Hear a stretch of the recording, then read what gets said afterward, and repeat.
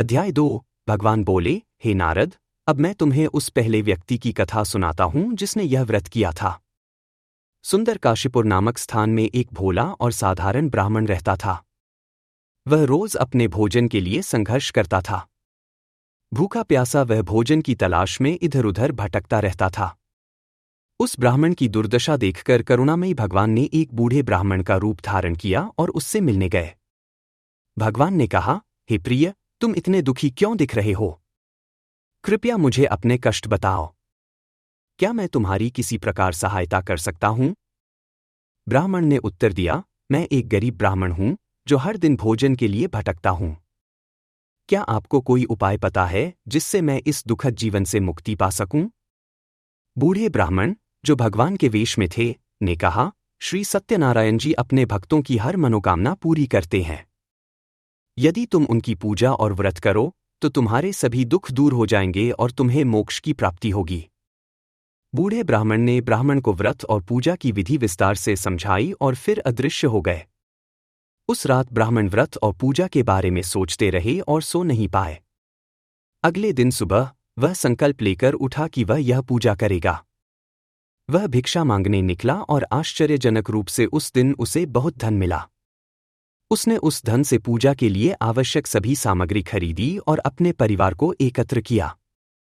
उन्होंने मिलकर श्रद्धा और भक्ति के साथ श्री सत्यनारायण जी की पूजा की। इस पूजा के फलस्वरूप ब्राह्मण ने अपने सभी दुखों को दूर कर लिया और समृद्ध हो गया। उस दिन के बाद से वह हर महीने इस पूजा को करना नहीं भूलता था।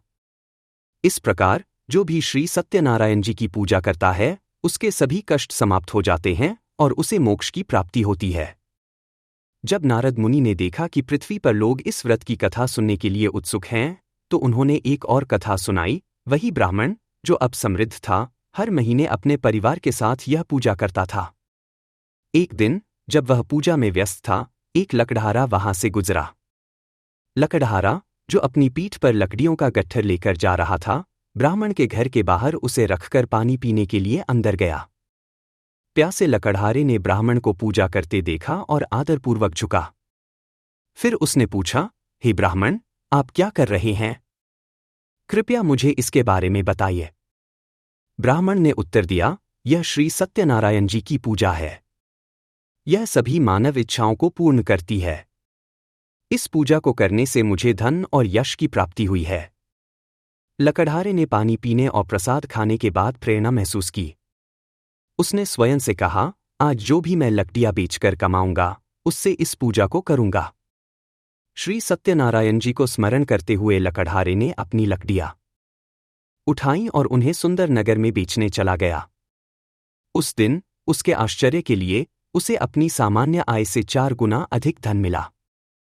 प्रसन्न होकर उसने पूजा के लिए सभी सामग्री, पके केले, शक्कर, घी, गेहूं का आटा और अन्य चीजें खरीदीं और घर लौट आया। अपने घर को साफ करने के बाद उसने अपने परिवार को इकट्ठा किया और श्रद्धा और भक्ति के साथ पूजा की। इस व्रत का फल बहुत बड़ा था। वह धनवान हो गया और उसे पृथ्वी पर जीवन के सभी सुख प्राप्त हुए। अपने जीवन के अंत में उसे स्वर्ग की प्राप्ति हुई। इस प्रकार श्री सत्यनारायण जी स्वामी की कथा का यह अध्याय समाप्त होता है। आइए सब मिलकर जयकारा लगाए, बोलो श्री सत्यनारायण जी की जय।